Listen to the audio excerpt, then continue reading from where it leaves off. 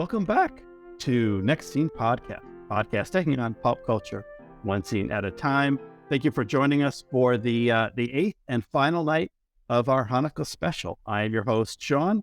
Once again, unfortunately, my co-host, Brian, could not join us tonight. But in his stead, we have a very special, very excellent guest all the way from jolly old England. It's Jon Parker. Welcome, Jon. Hello, thank you for inviting me. Big fan of the show, big fan of you. And now, am I a big fan of this? We will see. We will see. We will see. And we are all a big fan of you and your work. The Bat Minute, the Hedwig, Inch by Angry Inch, and especially the Miami Minutes. We love all your work there. Is that going down well for you? Yeah, we're having a lot of fun on that. Yeah. I'm having a lot of fun listening to it. So yeah, that's been great. Reliving that cinematic masterpiece 1 minute at a time. And when I call it that, I'm being serious. I'm not even joking. Oh, I am as well. Absolutely serious. And I mean, I loved the film before, but now listening to you and Niall talk about it, learning. The more I learn about it, the more I think about it, the more I love it. Absolutely. Hell yeah. But we are here to discuss a very special Hanukkah episode of not a film, not a movie, but a television program. And this program is Dash and Lily from Netflix. That came out in 2020. And I didn't realize how new this was going to be when you told me we were going to cover something called Dash and Lily, which I'll admit, listeners, I hadn't heard of.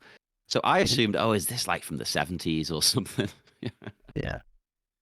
And well, I guess that kind of rolls into the first question that I've been asking all my guests is what's your history with this episode or the series? And your history is there is none. There is no history. Yeah, I had absolutely no history. Yeah. I'd never even heard of it.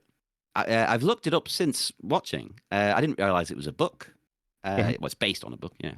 But I'll get this out of the way then, I guess. Thank you for asking me to watch it. I thoroughly enjoyed this. So I'm glad I got to see it. I'm surprised the show didn't go on to bigger things. It sounds like it was very well received, but in the current climate, you need 1 billion viewers every second or Netflix cancel you. So. Yeah, it's tough out there. I'm in the same boat where I had, I had just gone on the World Wide Web and searched for Hanukkah television episodes, and this came up. And initially, I just thought it'd be nice to have something more recent. I've been doing, a lot of the older shows from, the 90s or early 2000s. Where you're, get hip with the kids. So do something more recent. And I had not. I have Netflix. I have a subscription, but had not heard of this. This came and went somehow without making a ripple in my pond. And yeah, I watched it. I thoroughly enjoyed it. I end up going back and watching the whole series. I'm so glad to hear that because I was considering doing it. It is really good, and it's a quick watch. It's 8 episodes. They're all under a half hour. Maybe one just reaches a half hour, so you can watch the whole series in about 3.5 hours if you binge it, or you can watch it every night. Over 8 nights. It makes a good Hanukkah special. And actually, I think this episode is a really good place to start. Because actually, so I started with this episode. I enjoyed it so much. I went back, I watched the whole series. And then I was watching it, doing another rewatch of the episode. And my partner, Catherine, walked in, and she saw it, and she kind of got into it. And she was interested. And then we've actually gone back, and we're starting to watch it together from the first episode. And she said if she had seen the first episode first, she wouldn't be interested. She wouldn't keep watching. But having seen where it goes, this is the 3rd episode in the season. But so seeing this episode first, she decided she did like it and wanted to keep watching despite not really enjoying the first episode as much. But that's common. The first episode, you're introducing characters, you're setting things up. It's not really like all the other episodes. And strangely, this worked as a standalone. So people listening, if you want to watch it as well, you can. I had no knowledge of the story. I went in, I didn't know a single second of what this was about. And very quickly, it made me aware of what was going on, what the situation was, what the relationship was.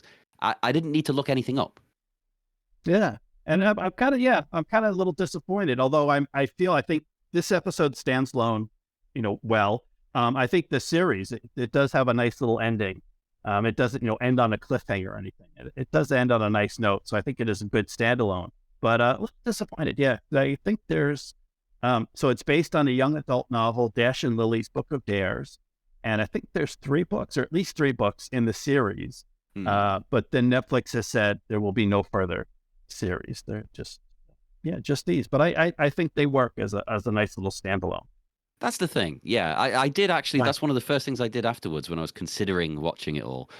I Mhm. thought, well, I'll Google to make sure it actually has an ending. Because Yes. cliffhanger endings are so annoying. When it Mhm. wasn't intended to be a cliffhanger ending. Like, I loved the show Carnival, if you've ever seen that. Yes. It's Oh. amazing. But it just stops at the best part, basically. And they were like, well, we're going to negotiate for another season. And we're still waiting. How long's it been? It's over a decade. It's like 15 years or something. Yeah. So I was worried that would be the case. But no, everyone said, no, it's fine. It does wrap up the story enough. Like, you're not going to be annoyed. So, and I just like the premise of the show, like what they're doing, how they're courting each other. That's very old fashioned of me. How they're courting. Yes. Yeah. Well, and they're doing a bit of old fashioned courting, Yeah. kind of taking their time.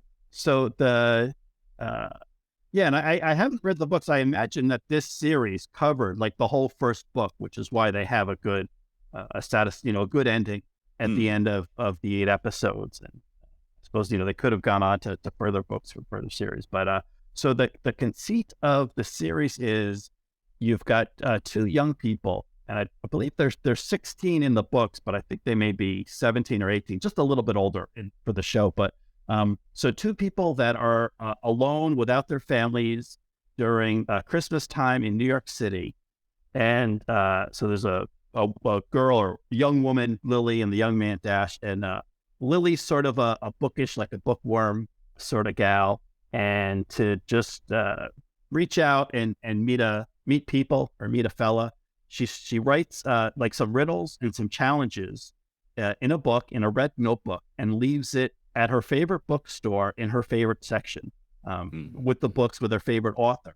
And then this young man comes in and picks up the book and reads it and responds and kind of follows the challenges that Lily has laid out. And then Oh, it's cute.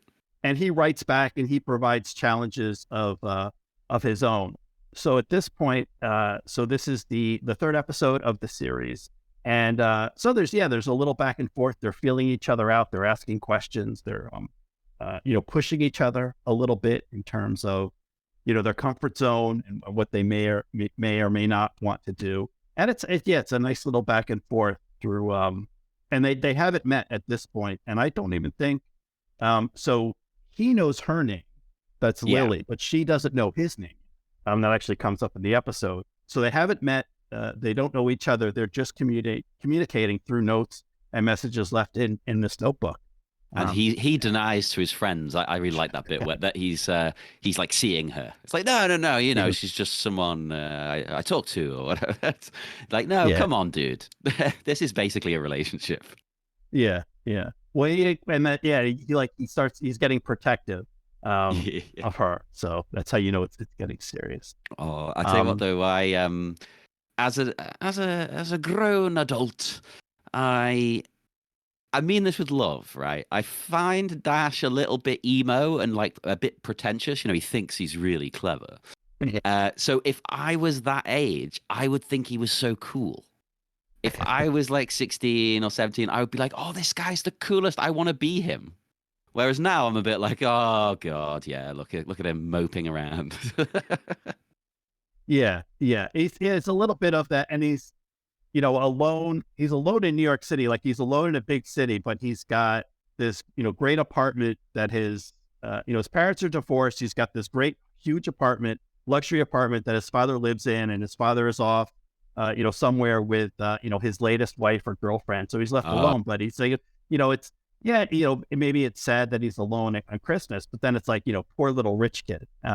That's what I was thinking. Yeah, because Lily, it doesn't. She's not dirt poor, but it clearly shows that she's more down to earth. she's a little more working class, yeah, Yeah. and down to earth than he is. And yeah, he's a little full of himself. I think he thinks himself a little more cultured than maybe he is. I mean, he is, you're just a teenager, you're just a kid. But I think likewise at that age, I would think of myself in the same manner and would probably really be into that character. So even though even though I kind of see through that now as an older person, I am sympathetic. I can still remember Oh, when I totally. had those expectations. It's like a Catcher in the Rye thing. What's his name? Holden Holden Caulfield. Caulfield. Yeah. Yeah. Like when you read that when you're like 16, you're like, this guy's the best guy ever. But I didn't read the Right. book until I was like 30. So I was like, yeah, okay, he's What a a bit of knob. What a yeah. yeah. Oh, he's awful. Even as a teenager, I know like the trope is supposedly as a teenager you read Catcher in the Rye and you think Holden Caulfield is like, oh, the coolest. I think Yeah. even as a teenager, I was 16 or 17. Even then, I read it. I'm like, oh, this guy. Oh my God, he was too much even for me at that age. Yeah, Dash isn't to those levels by any means. I just No, mean there's a no, touch of that, He probably yeah, reads Catcher in the Rye. right. He's not quite that. Yeah. So we break in. So the episode starts off with voiceover, and and they're reading out the messages that they're passing to each other through the notebook. And Lily is saying, "Take me somewhere special, someplace that feels like you." And this is talking about the pretentiousness of Dash. His reply is, "It's not a place, it's a time." Yeah. It, yeah. I loved that. That was so because if you were just reading that for the first time, you'd be like, "What? What are you talking about? Where do I go?" Yeah. And he sends her to Grand Central Terminal, which is a big train station in New York City. He tells her to get there before the first train arrives. And we see there's a clock in the station that reads 5:17. So she gets there. It's still dark outside when she arrives, and she has the whole huge lobby to ourselves. And it is wonderful old architecture in Grand Central. And they show us that the ceiling is like stars and constellations all lit Is up. that And real? That was my first thought. Is that really the ceiling? yeah, that's real. Whoa! That is really Grand Central Terminal in New York. It is lovely architecture. It is a lovely building, Yeah, especially if you can be there alone. that sounds great. It looks so cool on film. I don't know if they've added effects or whatever, but whoa, it really pops. Yeah, yeah, it's really nice. And I thought that was an interesting tie-in. I think we have probably some crossover, some listeners that are also members of the Indiana Jones Minute Patreon, and listening to their Anything Goes Patreon episodes. They were recently talking about liminal spaces, kind of these spaces in between spaces, or spaces that are empty or being. I literally Yeah, listened to that just before we started recording. yeah. And so I've never been to Grand Central Terminal, either late at night or early in the morning where I was there alone. But when I was living in the suburbs of New York City, and I would be waiting, if I was out late at a club or a pub or something, and I missed the last train. The trains generally and the buses all run almost 24 hours a day. Usually there's a break like between 4 and 6 a.m. where there's no train. So if you're out late and there have been times where I've had to wait for the first train at 5 or 6 in the morning. I just had an hour to kill just walking around an empty train station in a city. And That's it is amazing though. It is different. Yeah, it is nice to do. Like Liverpool we've got good public transport, but I mean the train, even at the weekend, I mean the last train's going to be like midnight. It doesn't go any longer than that. So I then have to get a taxi, and it costs a lot of money. Ugh. Yeah. So yeah, now I live. I'm just outside of Boston, and Boston's like that where I don't know, but yeah, 11:30 or midnight, everything shuts down really early, which is weird because the pubs are open till 2. So then you have a bunch of drunk people all fighting over. Well, now there's Uber. When I was younger, it would be all fighting over the same cabs. But now, now fighting all over the same Ubers and same Lyft rides because the public transport shuts down too early, way too. It's bizarre. I don't know why they do it. Keep it in line with the pubs and clubs. What are you doing? Come on. Yeah. Yeah, you got to at least, if everything is closing till 2, you got to keep those running at least till 2:30 so everyone can get home. without You having know to how to run try. a city. Yeah. So getting back to the action, so we cut over. We see Dash in Grand Central, and he's picking up the book. So we get the back and forth. Lily has kind of done her challenge, which was to go to the train station first thing in the morning, and then she passes the book back to Dash. I really like how they're sweet challenges. As in, you could make a version of this where they get each other to do outlandish, silly, crazy things that draw them together. But no. It's very sweet and nice and romantic, and which is quite funny that he then denies it's romance. Because this, again, you could write a version of this where it's like, oh, streak through the station, or something really like over the top. That's just like, oh, okay. But no, I like it. It's very old fashioned in a good way. Yeah, it is. It is very sweet. I think for a holiday special, it is something you can watch with the whole family. I think I'm old. I'm practically dead. I'm so old. I'm ancient. I just this week I had to start using a cane to give you an idea of how old. Just getting Oh, around the house is a trouble. But yeah, but I was entertained, and I certainly think this was. I think this would appeal to a young audience. It's based on a young adult novel, so yeah, it's good for the whole family, and it is wholesome. But one thing I particularly noticed is the number of like co-conspirators, like these two young people. They have friends and relatives all over the city. It seems like yeah. there's somehow so Dash must I don't know if it's a friend or if he just slipped him a 20. Like did he just pay some guy like, hey, there's a girl is going to be coming to the train station with a red notebook, she's going to give it to you, hold on to it and give it to me. But yeah, they Imagine have if someone people. approached you and said that. You'd just be like, what are you talking about?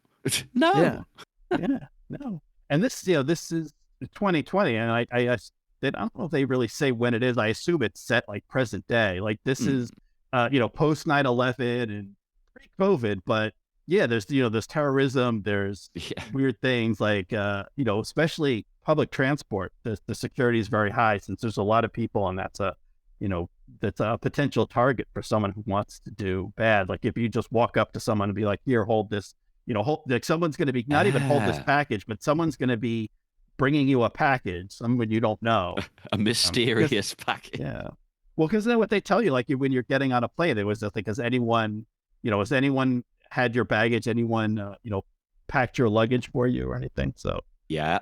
I've been in I in know. that situation when I was getting on a plane. I had someone come up to me in Oh the my. queue to check my bags and said, "Oh, can you take this bag for me because I've gone over the weight limit?" So I'm like, Oh, "Absolutely not." whoop. Oh no.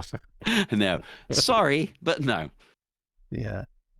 But these two, Dash and Lily, have lots of friends and family are all around the city to help them carry out these challenges. And so the next challenge that that Lily has for Dash is, I guess she's got, or it's her cousin who is one of those human statues, one of those people that is made up to look silver and just stands very still in the Yeah. park. And she says you have to go there and see if you can. Well, she just says if you can do what he does for 10 minutes, the game will continue. And then when he gets there, he sees it's a statue and he's got to stand still for 10 minutes. And then the challenge back is he tells her, go to the cart at 72nd and 2nd, which is is a corner of 72nd Street and 2nd Ave, and ask for one with lots of white. And likewise, he responds back where he doesn't give too much information. And then when she gets there, it turns out it's a pretzel cart. And she gets a pretzel that is absolutely covered in salt. It's like completely white. Well, do you want me to blow your mind? Right. Yes, please There's a do. there's a connection between Uh-huh. this scene and Hedwig. Oh no. Yes, Yeah, I'm because trying to think. what it's actually called, if you look at the sign, is Lot's wife, Oh, that's right? right. Which there's a lyric about in Hedwig, because that's to do with the story of Lot and Sodom and Gomorrah, and doesn't his wife get turned into a pillar of salt? Right. That's right. So there you go. That's why they're calling it that, because it's so salty So everything comes together. Yeah, yeah. The little flyer says "Try Lots White" because it's uh, all salt. Now, see, Everything is I connected. love salt. I love salty things. But even for me, this it looks a bit too much. Like, It oh is. my God. Yeah. I would not. I would not even. I don't think I could eat this. I would have to brush off at least half of that salt before I would even attempt. Yeah. Whenever I've And seen it's a up. pretzel like that, it's normally a sweet one, where it's like vanilla sugar or something. Yeah, all that sugar. And so yeah, naturally we cut to Lily chugging, downing a bottle of water after eating that salty pretzel. The only thing keeping her alive at this point. And she's gonna dry up. She's just just a little thing. All that salt. Yeah. Think about Yeah. her health. Oh yeah, yeah. That's not gonna be good for her blood pressure. Oh, no. She'd have Indeed. to go get checked out. So then Lily, kind of volleys the challenge back and to Dash, and her favorite treat. She says, "Your favorite treats are salty. Mine are very sweet." And then we see Dash sitting in a cafe getting served a plate of Christmas treats, of sweets Yeah, that and he has to eat. Yeah. I don't know if it's because I live in England or I'm just a fool, but I'm not a big fan of the cannoli. Uh-huh. I don't dislike them, but I also don't think I'd ever really get really excited about them. I'm just like, oh, okay, cannoli, great. But maybe they're just the ones here are terrible. I don't know. That is possible. And I'm also not. I think they're better in concept. When I think about Mm, a cannoli and someone says, "Oh, let's get cannolis," oh, that sounds great. And then about halfway through, I'm like, "Right, I'm good. I've had enough of that." I'm done. Yeah. Well, supposedly Boston is supposed to has the North End is sort of the Little Italy, the Italian neighborhood of Boston, has a Mm. couple really good, well, supposedly really good sweet shops that have like world famous cannolis. And there's one place that's sort of the touristy place. Whenever you walk by, there's always you line out the door. And then there's another place if you just keep going down a block. Then there's the place that the locals know it's just Ah. as good, but not as crowded. But yeah, I'll get one. And I'm like, yeah, this is good. But again, halfway through, I'm like, all right, I'm done. I've had enough. I'm good. I See, got the idea. see, though, I'm open-minded, right? So if I was there, I would happily go and try that. I'd be like, okay, yeah, It, I hear it's great. I want it to be great. I'm trying to find that great cannoli. Send me them in the post. Mail them yeah. over to me, people. Yes, please send us your cannolis, or if you have recipes, send us your Mm. cannoli recipes. We're seeking. We're hungry. We want to love the cannoli. We just Yeah, haven't found the right one yet. because I am a bit of a lily. Like I enjoy all foods, but I very much gravitate to the sweet. Yeah. Yeah, I think I'm the same. I'm more salty or spicy even Oh, than sweet. But these two, they are committed to these challenges. I guess we don't see for sure, but I'm going to assume that Lily eats her entire salty pretzel, and then later we actually see when Lily shows up at the cafe to pick up the notebook, we see an empty plate, which I assume means that Dash has eaten all those sweets. that was a lot of sweets as well. Yeah, it was kind of piled on. It It was was like a enough for. family plate.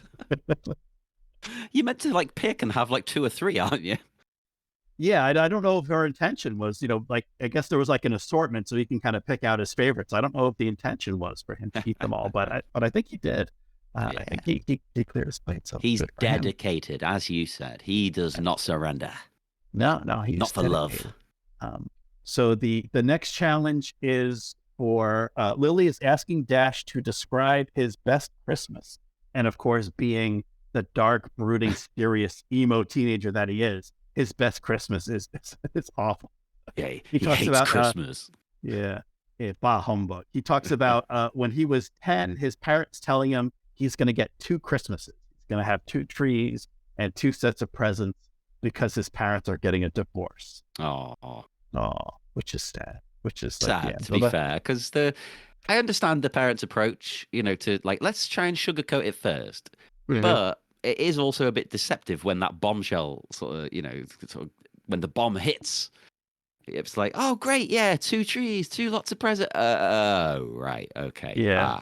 thank you. Yeah, like I understand what they're doing, but I think that it makes it worse because now Mhm. the swing is you feel, oh great, two trees and two sets of presents, like this is great. And then the swing to Yep. the disappointment on the other extreme, well, makes it even worse. I think so. But then again, Yeah, how do you tell your child this? I don't know. Luckily, that hasn't happened yeah, to me. yeah. Lucky you. Maybe we tell them like, oh, we got you a puppy, but he got sick and died. No, no, just Sorry kidding. about No puppy. We're getting a divorce. You kind of that. then you go kind of something that's even worse, and then you're like, oh, divorce. That's not so bad as long as the puppy. As long as there's no dead dog, I'm happy. Yeah, no, no, don't kill the dog. Never.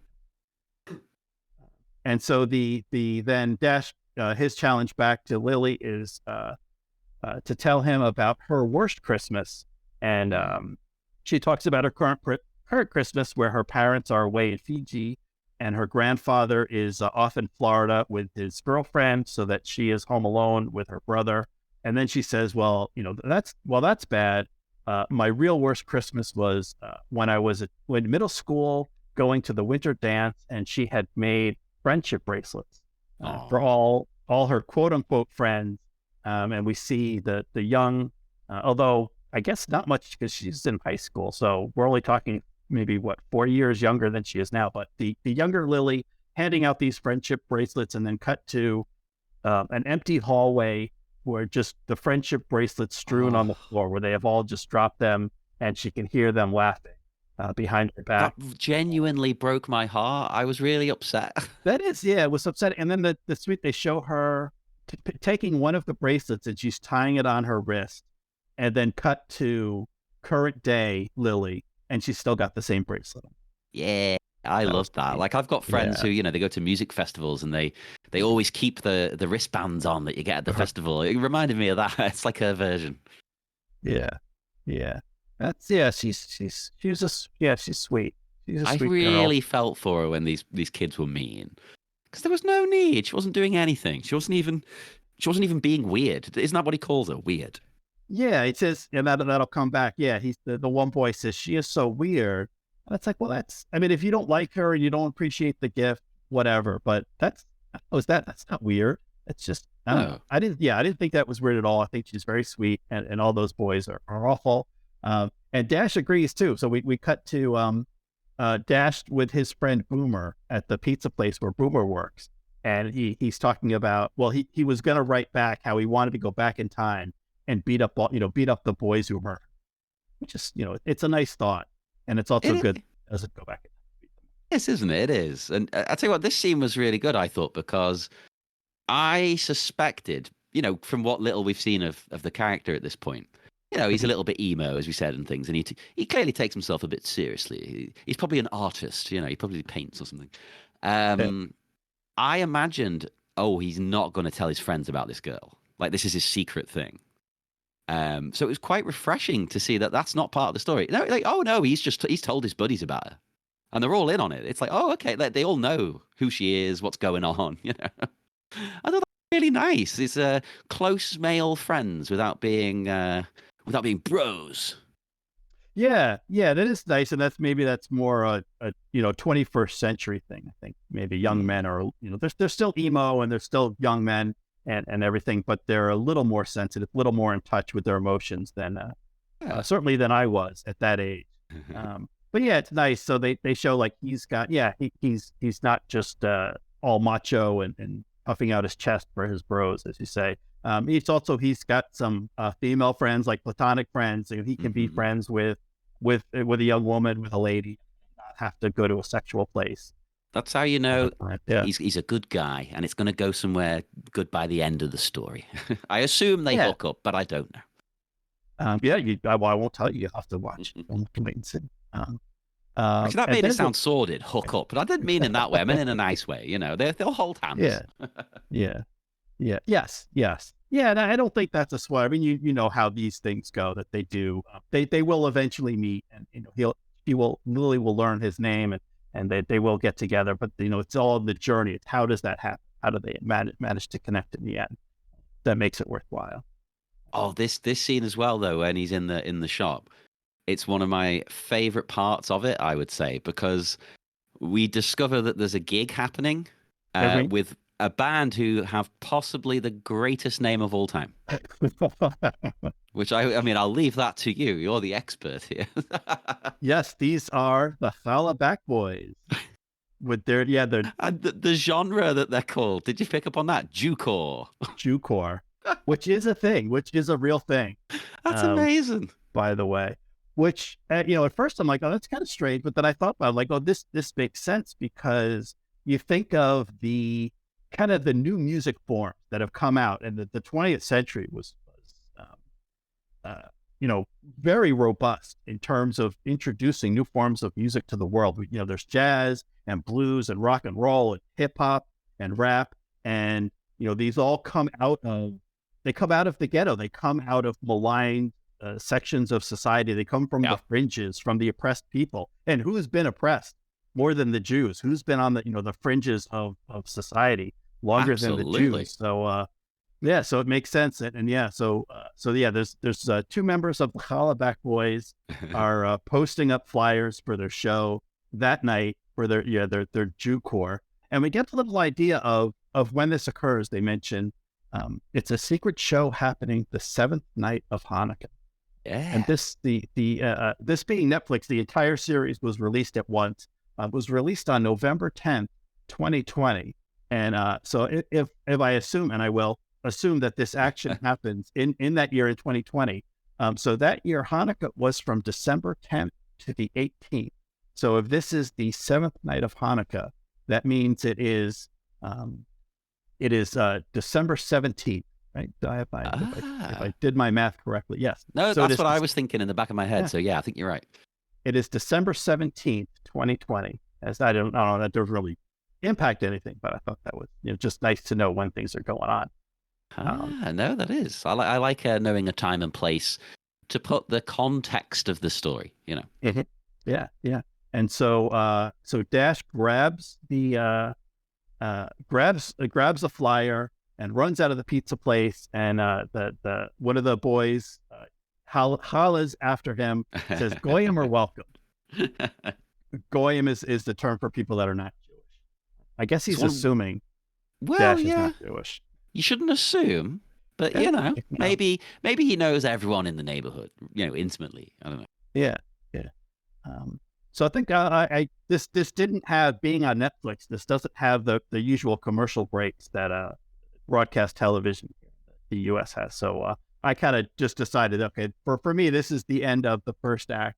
And so an opportunity for us to break in, and I will ask my guest a question, and that is, so a lot of the episodes that I reviewed for this special are not really Hanukkah episodes or Hanukkah specials. It's a Christmas episode, and then there's one Jewish character. There's one character on the show. There's like the main character is celebrating Christmas, and they have a Jewish friend, and that's how they introduce Hanukkah. So my first question is, does this qualify as a true Hanukkah special? That's a difficult one.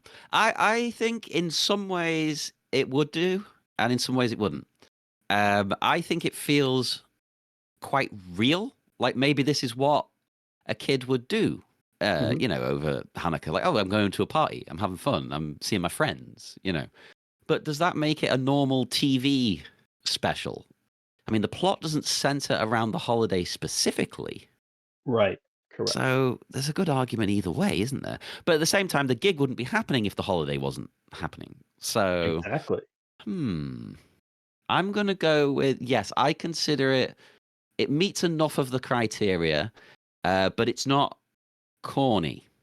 It's not cheesy and silly and like just going on about the message of the holiday. It's like, no, this is more real. Right. Yeah, and I'm along with you. That captures my thoughts. I think there are elements of Christmas. Lily does specifically say these are Christmas cannolis, the sweets that she has delivered to Dash, and the soundtrack is mostly Christmas music, but it isn't overwhelmingly. Christmas doesn't overwhelm the Hanukkah aspects of the episode, like you said, the show, and this is only happening because it's Hanukkah. The title of the episode is Hanukkah, so I'll give it marks. I think this counts. This is a Hanukkah episode. It's a way of approaching it, because as well, it means you can watch it any time of year. It's fine. It's not like some Christmas episodes, or I imagine maybe the same with Hanukkah episodes. I don't know, but some you like. Oh, well, I can only watch that at the relevant time, or it'll be weird. But this, I could watch this in June. It wouldn't feel off. Yeah.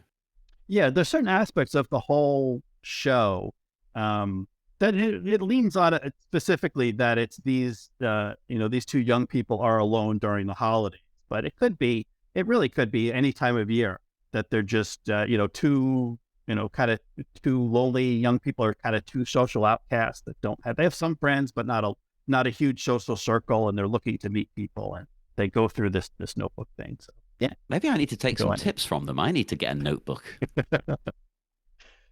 This is a good idea. I guess it's one of those things where it may not have a high success rate, but when you get someone, you've got you've got a good chance of getting a quality person if you're meeting them through a notebook in a bookstore. You're like, well, at least they're literate. They read. That's a good sign. That's a good start. Well, yeah, and they're obviously dedicated to to finding love themselves. They're obviously not going to jerk you around if they're going to all this effort. Right. And they're a certain sense of humor, a certain openness to kind of try really strange things. You pick up an unlabeled notebook, and it says, it's got a challenge, and, you could just throw it away. You could just walk away and keep the notebook, and no one's going to stop you. Or you can, respond and then put your own challenge back in the notebook. So, like, oh, this is someone who's got, who's a certain openness to new experiences. I genuinely now, I said it as a joke, but I genuinely might try this. And there's a great bookstore here in Liverpool. I might go there and do this and see what happens. Yeah. You'll have to think about where you place it. Oh, we should say, I don't think I mentioned it. It's funny because you brought up Catcher in the Rye and Holden Caulfield. J.D. Salinger is Lily's favorite author. That's where she left the notebook. She left the notebook in the J.D. Salinger section of the fiction section of The Strand, which is a famous bookstore in Manhattan. And of course, that's where he's going to go. That's like Dash's whole vibe. Mm-hmm. Yeah. Oh, yeah. It all makes perfect sense. See, it's well written. I like this. Yeah. You picked up on that. You haven't even watched that episode yet, but you. I promise listeners, I'm not lying. I haven't watched it. It's not like a cheat. All right. Well, we'll take you on your word. So let's get back into it. Let's get back into the action, and we'll pick up in so Act 2. So Lily has retrieved the notebook. She instructed, right? Yeah. So she instructed Dash to leave the notebook by the patron saint of weirdos, or patron saint of weird girls. So of course he knows. Oh, that's the statue of Alice in Wonderland. That's in the park. So Lily picks up the notebook. She opens it up, and it's got the flyer for the Challah Back Boys. Oh, and she's scared instantly. Yeah. This is pushing her out of her comfort zone. They refer to it as a punk show. I guess it was kind of punk. I guess Jukor counts as punk. Well, but, that's the thing. We'll get to it properly when the band are on. But they're a band I already knew and already liked, who you see performing later on. Yeah, but so she's back in her apartment. She's talking with her brothers Langston, and Benny is the I don't know, boyfriend may be too strong of a term, because he's at the start of the series, Langston has just broken up with one boyfriend, and by the third episode, I think by the second episode, he's hooked up with Benny. So this is sort of his partner for the time being. I don't know how serious it is, but so Langston is there with his, I guess, friend Benny, and they're going to school her because Lily is not someone who goes to clubs or goes clubbing, so she doesn't know. Yeah, this is really pushing it for her. So they're gonna help her out. They're gonna school her, and Benny is gonna help her get ready. Ask her, for what to wear. Ask her, what's something you always wanted to wear but never had the guts. And Lily pulls out this blue sequined and fringe cocktail dress that she got in a thrift store. I think it's a cocktail dress. I'm not a fashionista. That's what I'm going to call it. Say it probably is. But I can see that, like, that's something that you would pick up and then, be brave enough to buy it, but not brave enough to wear it. Something I liked about this as well it was in not in a lame way, but it was in keeping with the whole wholesome sort of vibe. Was Uh-huh. it's a very nice dress. It's very pretty, but it's not too over the top. Like it's not super daring. For her it is. But Uh-huh. you could again write a version of this where these guys get her all done up and make her look like like the complete opposite of the kind of girl she is, like, oh, this will help you get someone, or this will help you have a fun time, and they'll do her makeup and put her in a skimpy outfit. No, it would be too much for her. I like the way this is her pushing herself, and that Right. felt very real again as well. Yeah, that was very nice. It wasn't, oh, I'm going to pick out something and put this on you. It's what have you picked out for yourself, but you've Yeah, never, you've never had the occasion or you've never been brave enough to actually wear. But it is something that she purchased. So it's, pushing her in the way that she's already said she wants to be pushed. yeah. So yeah, that was And nice. sometimes you just need that little bit of push, and then once you get home at the end of the night, you're like, I'm glad I wore that. Yeah. Yeah.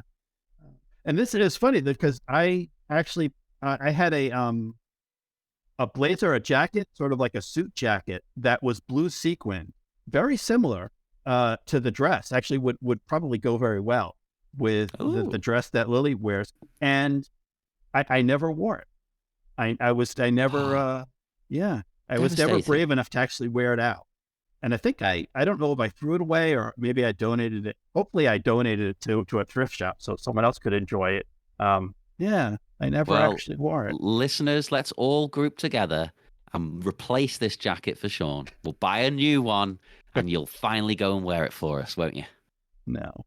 I mean, yes. Well, if that happens, then I would wear it. But what I would say to the listeners is go to your closet right now and find that thing that you bought, that you fell in love with, but you've never been brave enough to wear, and wear it. Or maybe you've made the excuse, oh, I don't have the occasion; it's too fancy or too dressy, and you don't need an occasion. Just wear it Yep.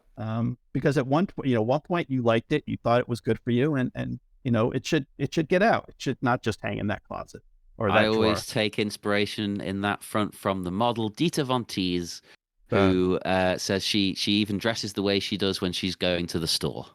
Because she's yes, like, well, what's the point in saving it? I should look this exactly, way whenever I want to look this way. exactly. What's the point in saving it? You don't need to wait for a special occasion. No, because that Make every occasion day. won't come. Yeah, exactly, exactly. So we cut to the next action is Lily in a dark room, or she's entering a dark room. We hear a pulsing, this like techno club remix of Jefferson Airplane's White Rabbit, Yeah. and she's surrounded by black figures that you can't really see in the night, but they have fluorescent faces, and their drinks, their cups are fluorescent, under black light, and they're all laughing at Lily, saying, "Who are you?" I was a bit Yeah. Yeah. scared. Yeah. Yeah. The first time watching, I was kind of like, oh no, this is, what kind of trouble is Dash getting her into? I This is know. I thought it dangerous. was the real party for a minute. Yeah. Yeah. And And she I was approached. thinking to myself, this isn't punk. What are you talking about? Yeah, no, this is not the Holla Back Boys. This is not right at all. And she is, she approaches. She sees a figure wearing a mask, but holding the red notebook. And so she approaches, and she says, "Oh, it's you. I'm Lily." She introduces herself, and the figure laughs. Walks away, laughing at her, saying, "Go play board games with your grandfather. You don't belong here." And then she Oh, hears in the crowd whispers, "That girl is so weird." That old trauma coming back to haunt her. And then and suddenly an alarm goes off, and Lily sits up in bed, and it was all a dream, a bad dream. now thank God, because I Yeah, was yeah. I mean, obviously by the end of it, I figured it was a dream, but yeah, it was it was upsetting at first. I was like, oh no, I just wanted to have a nice time. yeah, yeah. I'm glad this wasn't the actual, the experience that Lily has going out, and I can kind of relate to that. I, obsess over things that happened years ago that I'm sure everyone else has completely forgotten, but I still fret over. So she's still fixated with this experience in middle school with the children laughing and calling her weird. Oh, And but she has set an alarm. It is we see on her phone it is 1 a.m. So she is taking a little nap, which is a good move. Which something that I would do, for late night entertainment. Get a little nap in the evening, and then you wake up around midnight, 1 a.m., and you're good to go out for the night. So Need to very start smart, very trying responsible. this. Yeah, I'm not much of a sleeper, so I don't know. Like last week, I was very ill. So for the first time in like a billion years, I had a nap. When I got home from work on Friday, I was like, I'm not gonna have a drink. Normally Friday night I have a drink, might have some beer or a bourbon or something. But I was like, no, I can't. I'm too ill. I'm just gonna have a nap. And earlier in the day, I'd napped twice as well. Like I'd napped on my lunch Oh, break. That's how ill I was. And you know what? oh, The next day, I felt a lot better. I need to start well, becoming a napper. I'm taking yeah, a page out of her book here. I'm going to be a bit more Lily. yeah, yeah. Embrace your inner Lily and take those naps. Yeah, good sleep, being well rested is very important for your health.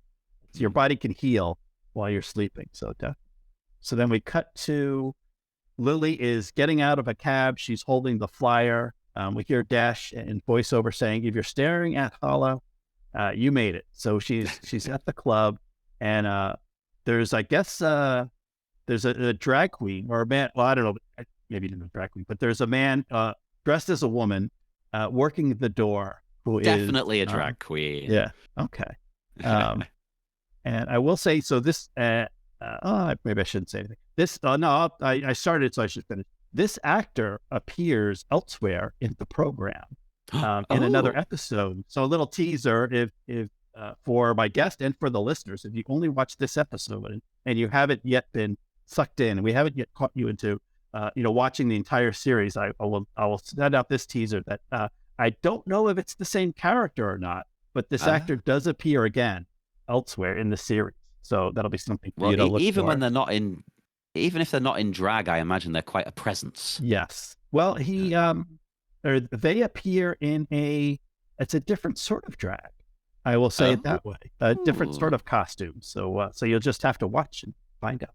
I'm Um, excited for that. And something but else that I thought was very refreshing and modern, they're a bearded drag queen, yes, which, yes, has always been a thing. But in mainstream culture, it's like, no, no, no, no, you can't be a bearded drag queen.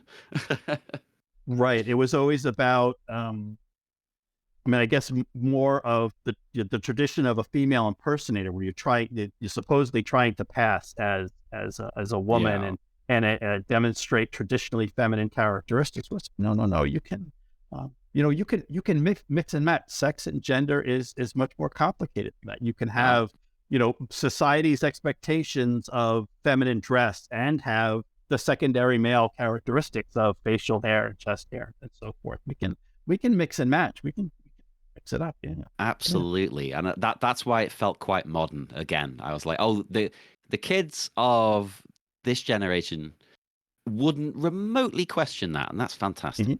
Yeah, that is great. So this is this queen is sort of working the doors, the gatekeeper for this club, and she's asking, "What's your drag, Bubba? What's bringing you down?" Which I thought was weird. So you have to have some complaint in order to get into this club. Is that? Yeah, that was very strange. I like the wordplay, drag, Yeah. Oh yeah, But I yeah. did read a review of the episode where they were talking about how they maybe thought it was kind of tongue in cheek, not in a nasty way, but tongue in cheek, sort of making fun of, just people just love to complain, basically. Like I'd say, Yeah. you've got to be hip and cool, like the people in this club. You've got to complain about something. Come on, you Right. whine. Go ahead. And I was like, That's oh, okay, yeah, because that all cool people, all they do is complain. Like you've seen people on the internet. yes. Yeah. Oh yeah. Uh, yeah. And so she says, I need a real drag. And so Lily blurts out, "I've never been kissed." No. And and she asks, "How old are you?"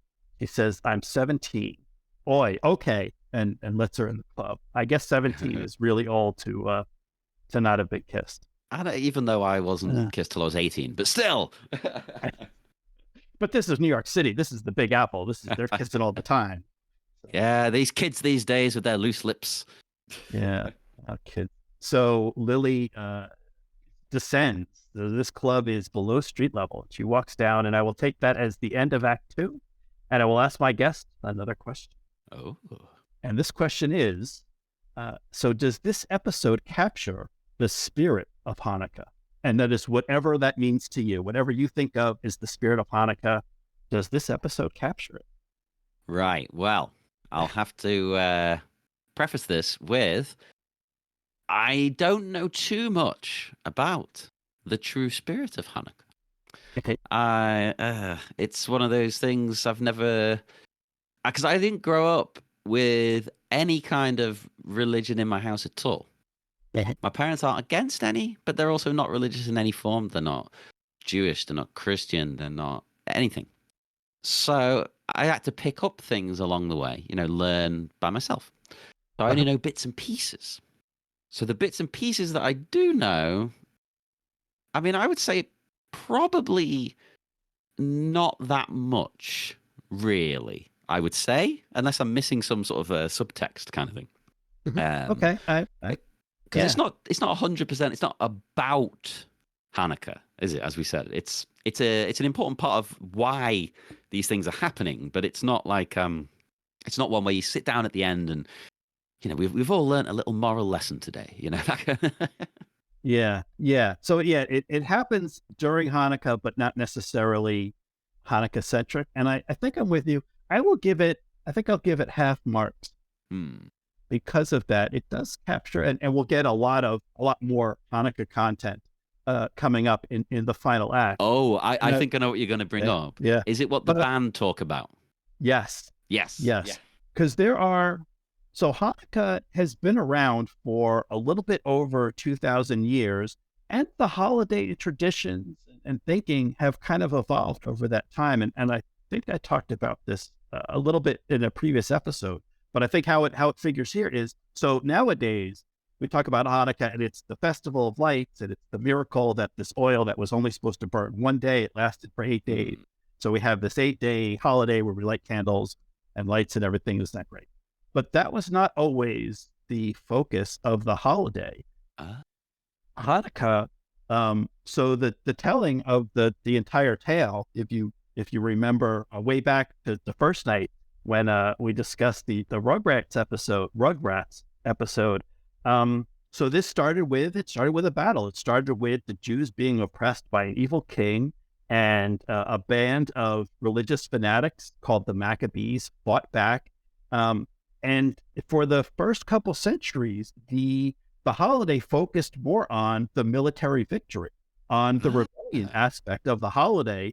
And it was actually only, I think, about 200 years later where the focus shifted. And I think there was some uncomfortableness that the Jews, being a minority and living among non-Jewish people, maybe didn't want to seem so militant, maybe didn't want to seem like they were celebrating, a violent victory as much. So the focus of the holiday shifted and became more focused on the candles and the lights and that part of it, and kind of de-emphasized the military and the rebellious aspect of the holiday.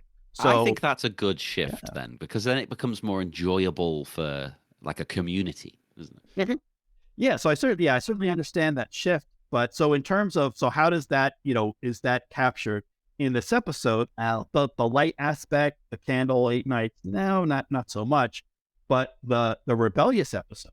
Yeah. And we can jump into to this third act. So the band. Yeah, so the Hollaback Boys, the band in the club, at one point between songs, the guy, the singer, is up on stage and he's talking about back in the 2nd century, a band of Jewish rebels were driven from their temple. Editors note that was actually the 2nd century BCE. It just leaves it at that point. So a little bit sooner than he says. But so he says, back in the 2nd century, a band of Jewish rebels were driven from their temple, but they rose up. They took it back. They partied for 8 straight nights. And what's more punk than that? I mean, how can you argue with that? Yeah, there you go. So in that aspect, so I think it does capture kind of that aspect of the holiday and Hanukkah tale and the Hanukkah spirit, that spirit of rebellion. So boy, there you go. Well, but I'm not sure if he means it literally, but he seems to imply as well, like, oh, we're just going to keep on partying here. Like, this isn't stopping Yeah. at like 4 a.m. Like, no, we're just going to keep this going. No, we've got a party for 8 straight days. Yeah, We've yeah. got to be, if we're going to be hardcore like our ancestors. We got to keep going. That would actually Yeah, be a great idea for the club to be like, this is an 8-day party. You can come and yeah, go as you please, but the party's right. going to be carrying on. Yeah, for 8 days. If no one's doing that, then shame on them. Someone needs to do that. Eight Yeah, straight days. Yeah. be And he awesome. said, well, it actually talks about the spirit of Hanukkah. And he says, that's the spirit of Hanukkah, rising up against your oppressors, not letting other people define you. So I don't know if I would say these young people are oppressed. I mean, they've got, parents and grandparents, family members that have expectations, but I mean, oppression may be too strong of a word for that, but they're not letting other people define them. So, yeah, Yeah, that's the the thing. spirit I of mean, your Hanukkah. troubles are all relative anyway. Just because there are people who have it worse in the world, it doesn't mean your difficulties are null and void. Yeah. It's all relative to your situation, what you're surrounded by. So Yeah. I'm sure they feel like, some of these kids, like they might be persecuted, even though they're not really that much. Yeah. So Lily's in the club and she feels out of place. She feels uncomfortable.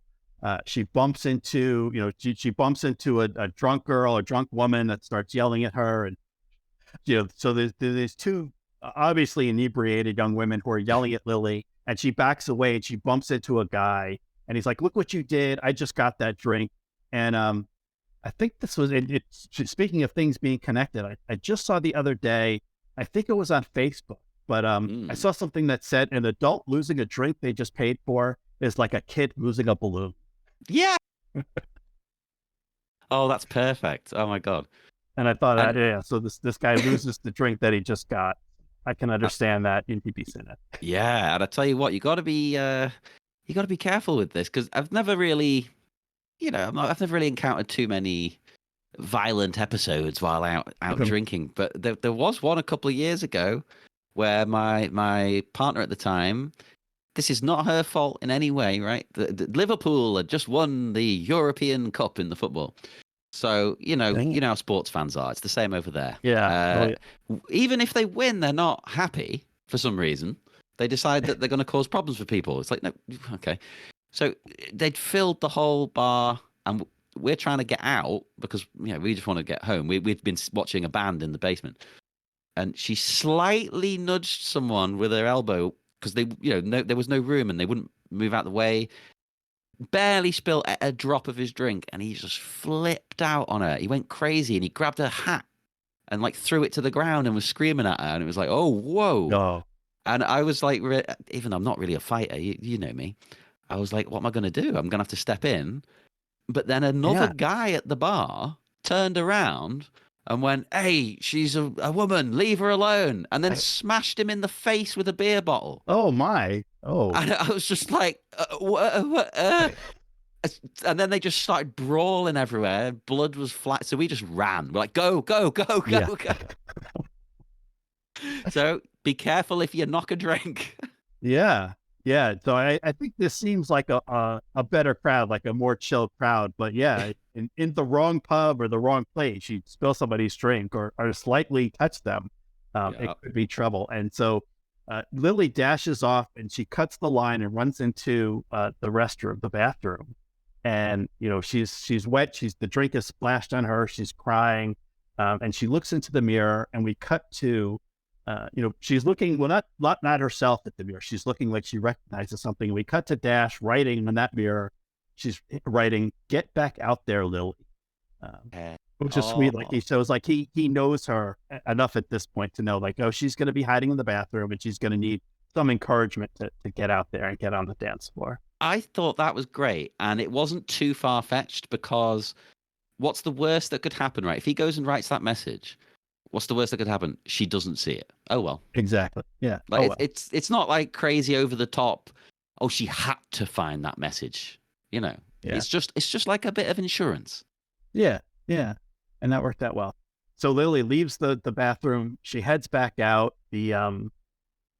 I guess like, I don't know, the the bouncer, I don't know, the person who was binding the door is now inside the club and tell her, you're not going to get kissed on the sideline. You show them what you got, and drags Lily out onto the dance floor. And so this is where Lily has her Wednesday moment, doing her dance. Nice timely reference there. Yeah.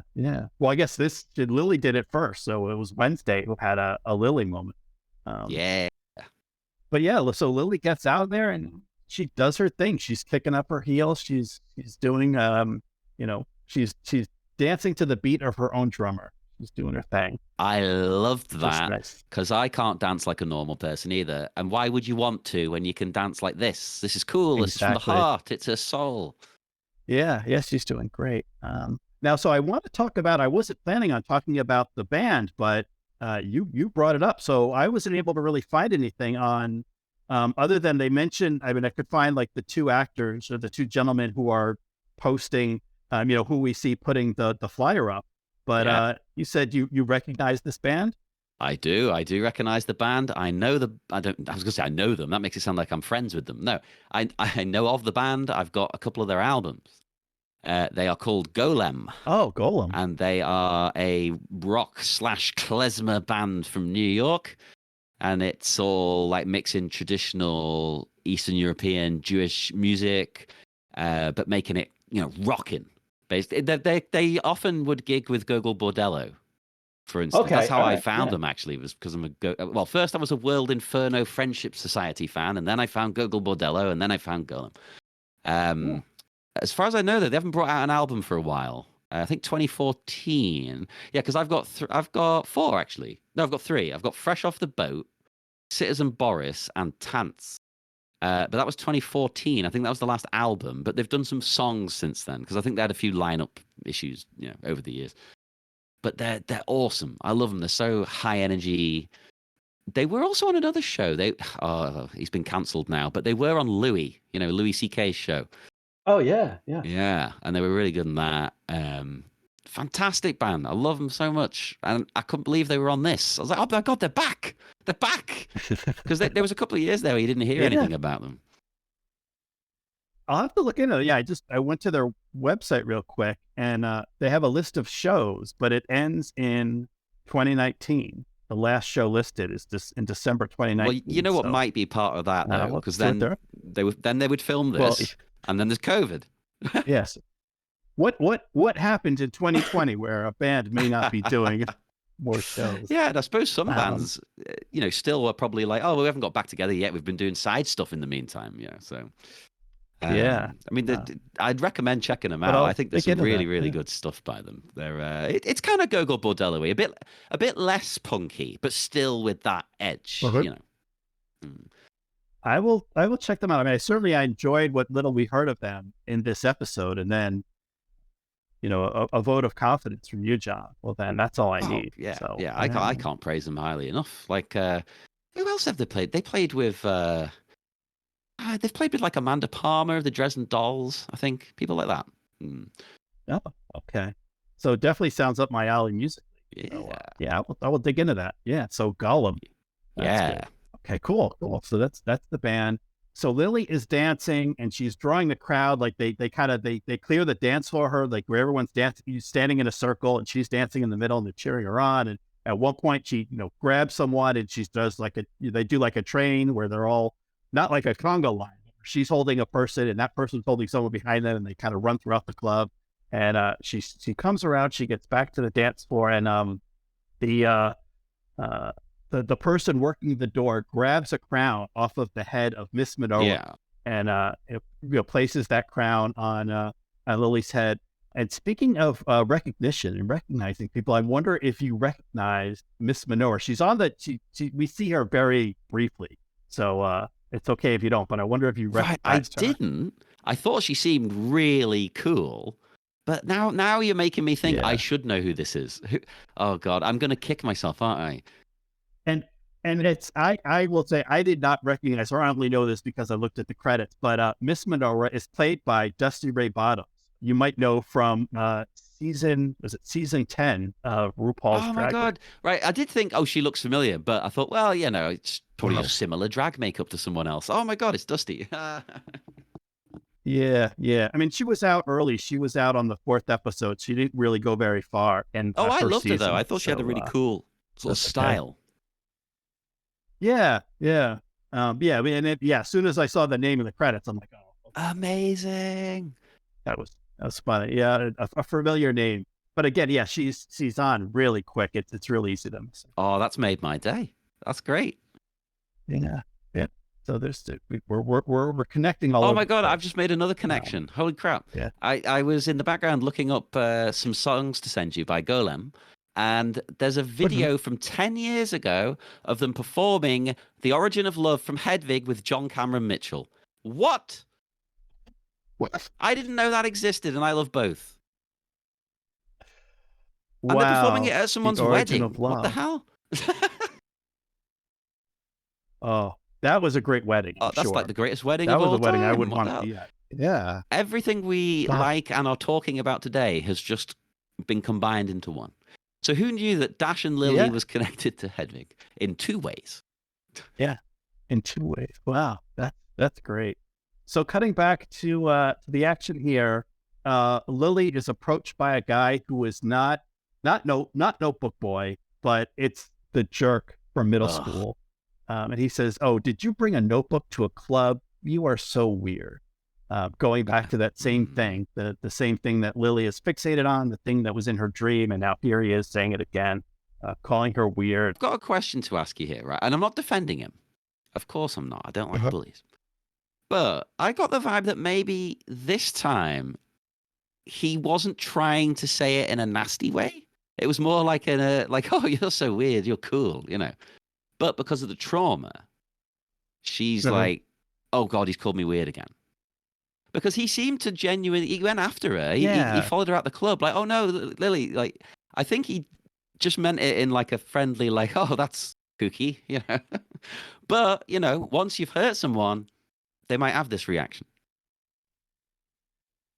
yeah, and I kind of got the same thing, and I have a note that there's a line that at least for me, like it changed where yeah, you're young and you want to fit in and you want to kind of go along and be accepted by society and be considered normal, where being called weird is a bad thing.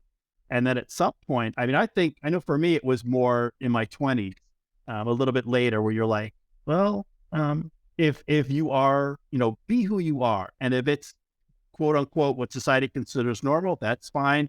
But if you are a little weird, that's okay. Like that's not necessarily an insult. It's not teasing. It may be a compliment for someone to call you Well, weird. he seems to Um, maybe now, yeah. he seems to think it in a, he says it in a way that I thought maybe he's kind of attracted to it. You know, maybe he thinks, oh, she's kind of Yeah. interesting. Yeah, I got a little bit of that as well. Like, yeah, a little bit of yeah. Oh, you brought a notebook to you brought a notebook to a club. That's you. You were being true to yourself. That's something you would do even in the nightclub at 2 a.m. or 3 a.m. You are still you. Again, being weird in a good way. Yeah, I got a little of that as well. But yeah, and Lily, she just flashes back to middle school and that early trauma. And she runs out of the club, jumps into a cab, and loses a boot. So a little Cinderella That's illusion what I there was thinking. Yeah, is he going on her to? way out. Is it going to become like a love triangle? Is this guy going to try and find her and return her boot? You'll have to keep watching and find out. Yeah, and how it's said, and like it was so good. Lily was feeling so good, and she was so happy, and she was the belle of the ball. She was crowned. She was, in the middle of the dance floor, and everyone was clapping for her. And now she's in the cab, and she's thinking, um, that she failed. She failed to stand up to her oppressor. She didn't stand up to the bully, and she failed to leave the notebook behind. So how will Dash find her? And she thinks, you won't, and you shouldn't because I'm a Oh, loser, I felt for and that's her. so Yeah. sad. Although at the same Yeah. time, having not seen any of the rest of it, I was thinking, how is he going to find the notebook? Oh my god! Yeah, yeah. Then the episode rounds up where so she's sneaking back into returning to her apartment at 4 a.m. and it turns out Grandpa is back from Florida and she is grounded forever. Now, I was so glad at the start of this episode you mentioned he went to Florida, right? Because I just didn't pick up on Mhm. that. So now I understand what the whole bit with the oranges is. Because there's the fruit. Oh, And I yeah. was like, Yes. why does Yeah. she know her grandpa's back? Because there's fruit. Because that's what it's famous Yeah. for, isn't it? Oranges. That's one of the only things I know about Florida. Yeah. That, and it has Yeah. Because motorcycle ninjas yeah. dealing drugs. Yeah. Or yeah, cocaine and oranges. Those are the two big businesses. And well, yeah, so Miami, it's more the cocaine. Orlando, it's the oranges, I guess. But yeah. So that's the connection with the oranges. The grandfather was down in Florida, but now he's home, and he's busted for staying out late. Well, I mean, that's to be expected. If you Yeah. leave a 17-year-old alone for what I'm presuming is a good few days, it wasn't like one evening, was Yeah. it? If you leave her alone, most teenagers would go out and party. She's a rare one who normally wouldn't. Yeah, I think maybe it's unexpected, and that was like something that came up like in the chat rooms on the show and the reviews. People saying like, yeah, that's just she goes out once, in her whole life. That's she really need to be in trouble. She made it back safe. She's in one piece. She didn't get arrested or anything. But then again, so maybe because what's the she big deal? normally is more sensible, this is extra shocking. It's like, oh my God, Yeah. what were you thinking? Because I'm sure that the brother's older, but I'm sure Langston has been out like have many a late night. Yeah, he seems a bit more of a getting party up to guy. some kind of whole message. Yes, I liked with Langston, actually. I forgot to bring up. I liked that she's got the gay brother, because every other version of this kind of show or whatever has the gay best friend. So it was a bit of a twist on that. It's like I got the vibe maybe he is her best friend, but it's her brother, so it's a different dynamic. Yeah, they are very close as siblings. There's not much rivalry there. So yeah, and he's there to help her out and in many ways. Oh, yeah. So he's a good character. He's a good friend, a good brother. Respect. Yeah. Yeah.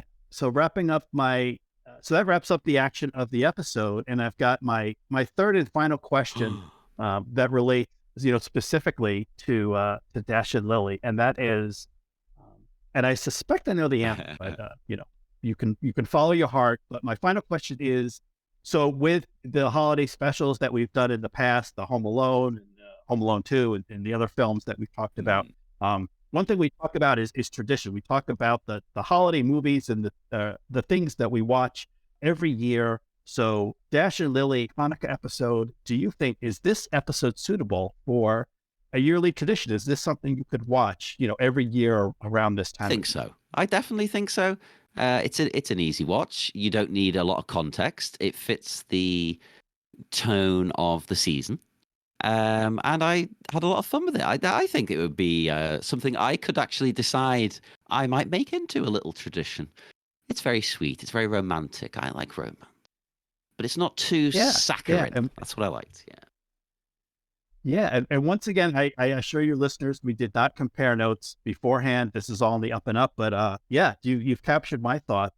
And I talked about a little bit earlier when we first started out, is that the entire series is 8 episodes. They're all about 25 minutes long. You could either just put it on when we talked about how Netflix will just keep playing episodes if you don't stop them. So you could just put them on. This might be good. It's about 3.5 hours. You can watch the whole thing and put it on while you're putting up your Christmas tree or wrapping presents or decorating the house for the holidays. Just kind of have it on for that. Or there are 8 episodes, like there are 8 nights of Hanukkah. So you could just watch one episode a night throughout Hanukkah and do it that way. But yeah, very high rewatchability that I've been preparing and taking notes and everything for the podcast. I've watched this episode probably 10 times in the past couple of weeks, and I've enjoyed it every single time. And like you, John, this was the first. I didn't start in the beginning. I started in the middle. I didn't know the setup. I didn't know any of the characters or anything when I watched this at first, and I enjoyed it. And I enjoyed it enough that I went back and watched the whole thing. And yeah, I guess maybe it's better. Like sometimes a series they program will stick around too long. Yeah. And it kind of then, it kind of ruins it. This is, the later seasons aren't as good as the beginning. So maybe it's for the best that they ended it. But yeah, I was, and I kind of went, when I was looking for guests, and I'm like, oh, well, maybe I can find someone who's like a really big fan of the show and get them on to talk about it. And I couldn't find anyone who had seen the show or even heard of it. No, it's one of those weird things that I don't recall Netflix advertising it. Now, maybe I'm not the target audience. Maybe that's the thing. It's the algorithm or whatever. But I don't recall it popping up on my Netflix. Normally new stuff, it shoves it in your face. You can't escape new Netflix shows. They're just like there. Right. But I don't remember this one in particular. But again, maybe if I was younger, it would have thrust it upon me. I don't know. Yeah. So that's where one of those areas where the algorithm fails, because I don't watch a lot of young adult oriented programs, and I don't watch a lot of sort of this kind of romantic stuff. It's not something that I usually think of as the type of thing to watch. But I ended up enjoying this very much. So listeners, I certainly recommend people watch. Look for it. I do think it's a good holiday episode just to watch episode 3 for Hanukkah. But then, I kind of wish more people would discover the whole series, because I think it is really good. One should start with this. I did read a couple of reviews that did say like, "Oh, this is where it really hooks you." There was one or two who disagreed, but most of the reviews were like, "Oh yeah, this is the one. Watch this one." Yeah, I probably would recommend people, like if someone came up and was asking, or if someone was listening to my podcast, I would say start with episode 3, and then go back and then cut to what 2 or 3 days earlier. It's the Sean Machete cut. Well, it gets confusing because the first episode, there are some flashbacks and it jumps around a little bit, and it gives you, you see like some of the same events. You get it from Dash's viewpoint and you get it from Lily's viewpoint. And it was kind of hard, like maybe it's just me, like some parts I found a little bit hard to follow. My partner, Kat, when we watched the first episode, she even said, if we had watched this first, I would not have been interested in continuing with the series, but having watched this Hanukkah episode first, she was interested. So, fascinating. Yeah. So, maybe I could send some notes to Netflix. Be like, listen, you have a hit series, you just need to rearrange the episodes. Yeah, special edition, baby. So wraps it up. That kind of closes it out. So to finish things up, I have one final question for you, my guest, Jon. Do you have one, if there's anything else on the program, anything we skipped over, or anything you want to talk about, certainly you can do that. But also, do you have a Hanukkah story or a story, any other holiday stories that you want to share with our listeners? So I do not have a Hanukkah story. I think the closest thing, I'm gonna go with this. Why not? Screw it. When I was in Edinburgh a few years ago, I was at the Fringe Festival, which is like a comedy festival that's a month long. It takes over the whole city for like a month. And I went to see a random drag queen who stopped me in the street and gave me a flyer. And I looked at the flyer, and thought, this sounds amazing. And they were a drag queen called Nana Shevitz. And they were from America. But they were there in Edinburgh doing their show. And it was in the attic of this bar that was falling apart. The door fell off in the middle of the set. The whole place stank of urine, and it was hilarious. It actually added to the show. But for the whole show, she just kept saying, yeah, there's free shots at the end. There's free shots, everybody, free shots. I'm like, okay, cool. And it was one of the best drag shows I've ever seen. It's hilarious. And then it came to the end, and she came out and gave out the free shot. And it was a shot glass with gravy in it and a matzo ball floating in it. So, and I was the only person in the audience who was like, yeah, bottoms up, let's drink it. Yeah, bam! Absolutely. So she enjoyed that so much, she sat on my lap and licked my face. But there you go. Oh, I thought sweet. At least that's the closest to a Hanukkah experience I had, was with this amazing Jewish drag queen, Nana Shevitz. Nana Shevitz. Oh, I love that name. The name is like everything for a drag queen. It's so important. It was for me, at least. I need a good name, and that's a great one, and that's a great start. So thanks.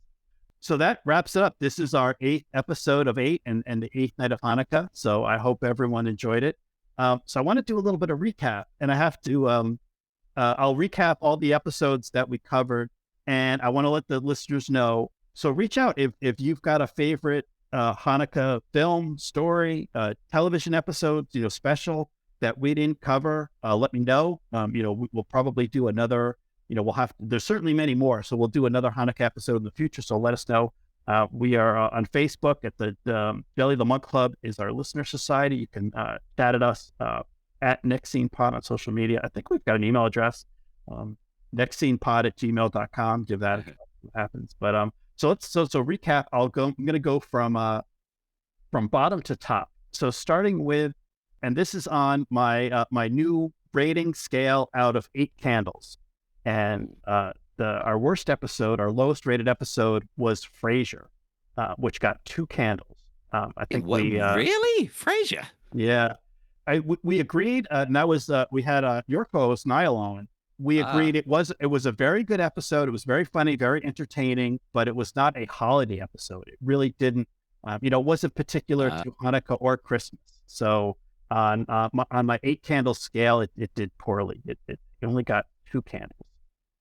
Next, we've got a tie with 4 candles. We've got Friends, which had some good Hanukkah content, but also had a couple of non-holiday related subplots, and not really high in rewatchability. Not something you'd watch, every year for the holidays. And also with 4 candles was Lizzie McGuire. I took off a point. No retelling of the Hanukkah story. It was very low on Hanukkah content in general. Lost a point there. More Christmas than Hanukkah, much more Christmas, and also rewatchability. We didn't think something we could rewatch, so that ended up with 4 candles. At 5 candles, we had The League, which lost a point for not giving us a retelling of the Hanukkah tale, either the miracle of the oil or the victory of the Maccabees. So lost a point there. Lost a point for the non-holiday subplots, and we all agreed it was not suitable for rewatch. There were too many in jokes, too much stuff that involved with other episodes of the series. You couldn't really watch it on its own. So, but otherwise, a very funny episode. So 5 candles there. Now we're getting into the good stuff. So we've got Seinfeld with 6 candles. Hey. It lost. We lost 1. I took off 1 for no retelling of the classic Hanukkah story, and not many Hanukkah references, but it got points for a lot of Festivus. We learned about a new holiday that happens every year on December 23rd. We did feel it had lots of holiday spirit, very high in rewatchability. It's something you could rewatch every year, and also it was fair. So not a lot of Hanukkah content, but for a holiday episode, not a lot about Christmas either. Really, they've really focused on Festivus. So that was 6 candles. Yeah. Also with 6 candles was the Hanukkah episode of New Girl. Again, lost a point for not retelling. Wasn't educational. We didn't get the traditional Hanukkah story, and I did take off a point because it was more Christmas than Hanukkah, but had a very good ending with lights. The finale of the episode involved a miracle with lights, and that's what Hanukkah is all about. So it was very high in the holiday spirit. So 6 candles. And I don't think I've given my rating for this episode, but as you can guess, since I haven't mentioned it yet, it did rather well. Actually came in at 7 candles. I took off a point. I took off a candle because of the telling of the Hanukkah story. It was very quick, a very quick summation, and also he got the dates wrong. And, he was trying his best. And maybe, it was late at night, and on the stage, and just things just come out. But it was the battle with the Maccabees was the 2nd century BCE or BC if you prefer, not the 2nd century. So off by a couple hundred years. We take off a point, but we did give it 7 out of 8 candles. And then with a perfect score, a perfect 8 out of 8 was of course Rugrats. You get the full telling of the Hanukkah story. You get the military victory of the Maccabees. You get the miracle with the candles. Very high rewatchability, suitable for the whole family. So there you have it, the winner, I guess. we're all winners, but the top scoring episode was Rugrats with the 8 candles. Who would have thought that There Rugrats you would be go. the most faithful? A bit like we've Yeah. talked about this off this show before, and I'm sure you had a whole show about this. A bit like how who would ever have thought that the most faithful Christmas Carol was going to be the Muppets? Exactly. Exactly. These things come in unexpected places. Yep. Yeah. So Muppets and Rugrats, good for your holiday That's viewing. the true holiday combo right there. Yeah. And so that's it. That will wrap up our holiday special for Hanukkah and Christmas and all your end of the year celebrations for 2022. I wish you a happy Hanukkah, a Merry Christmas, a happy Kwanzaa, a happy New Year. We will be back at some point in 2023. Probably not too soon. I will give my listeners fair warning. It may be, I think, I'll just go ahead and out. So I think we're going to be changing the structure of the program because, we've announced or we've promised episodes, and then we've either been very late in delivering, not delivered at all, and I feel bad. So there's a lot going on, but I think what we're going to try to do is we'll give you 2 seasons per year. So, we'll give you, maybe not a lot of quantity, but we'll give you the quality. We'll do something entertaining and fun over the summer, and then we'll return at the end of the year for the holiday episode, as we've been doing every December for the past few years. So, good idea. Again, yeah. So we'll be back at some point in 2023. And while you're waiting for me to get off my butt and put out more episodes, there's going to be plenty of content you can listen to that my guest Jon is involved with. So please, Jon, tell our listeners. I'm sure they know, but just in case they forget, where can they hear you? Well, I have far too many shows. This is the thing. My main show, I suppose, at the moment is the Bat Minute show, where we cover the Batman movies 1 minute at a time. As of recording, actually, by the time you hear this as well, we're on hiatus, but we're planning our new season soon. That'll be season 5. I also do Hedwig Inch by Angry Inch, about Hedwig and the Angry Inch. That's wrapped up technically, but I'm currently doing some bonus episodes. In fact, I've recorded one, but I need to record another one before I can release that because they're out of order. But the guest is always busy. This is the problem. And then also currently running at the moment is Miami Minutes, which is a minute-by-minute show about the movie Miami Connection, which you might think, I don't want to hear people just making fun of a terrible movie. Well, we make fun of it, but we make fun of it with love because it's genuinely great. It's made with heart. And I think that's what makes this different. We're not just laughing at incompetence or something. So you might enjoy that as well. It is a great film, and it's a great podcast. So I encourage people to check that out. Thank you very much.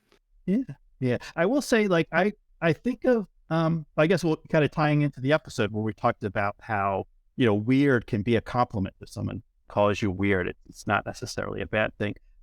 What I would say about Miami Connection is it's amateurish, but I don't mean that as an insult. I mean, but it was made by amateurs. It was, made the director and writer and actors and I think most of the people involved, they had some pros, I believe, but most of the people involved and the main people involved were amateurs. They were not filmmaking professionals. So it is amateurish, but that does not mean bad at all. It is it comes out looking like it looks as good as any of those Canon films did. It looks as good as Ninja Terminator and all of those. Yeah. So really, really great film. And also say that I guess we can't, name specifics, but there's a lot of interesting stuff going on the Patreon feed. So I will recommend if you can spare a few dollars a month and you like supporting independent podcast artisans such as Jon and Niall, head over to Patreon and sign up patreon.com/sleepycharliemedia. It helps, support their work. And also you get, if you support at a level where you get access to the Patreon shows, there's a lot of interesting stuff happening over there as well, in addition to the stuff that they're just giving you for free. Thank you. And we deliberately keep it low priced as well. Like, you can pay more, if you want. But if you want to get all the episodes and everything that we put out, it's $2 a month. Yeah. So because we thought, well, we month. could charge 10, but then we feel like we'd have to be giving you an episode like every 3 days, you know. So you get at least one a month, sometimes a bit more, and yeah, $2, and it helps us fund. It's not just $2 for these extra shows; it helps pay to fund all the other shows that you get for free. So it's like it's like you're helping pay for those, and you get some extra things. Yeah, yeah. For $2, that's nothing. Yeah, it's just a lot of you get a lot of podcast content for $2, and I got my fingers crossed. I'm still holding out for the Coolio cameo someday. Might be difficult now. We'll see. Yeah, we'll see. But the difficulty on that has vastly increased. Yes.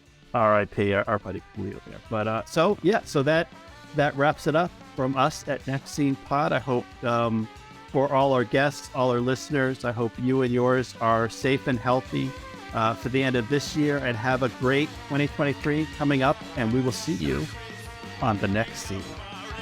I must pray 3 times.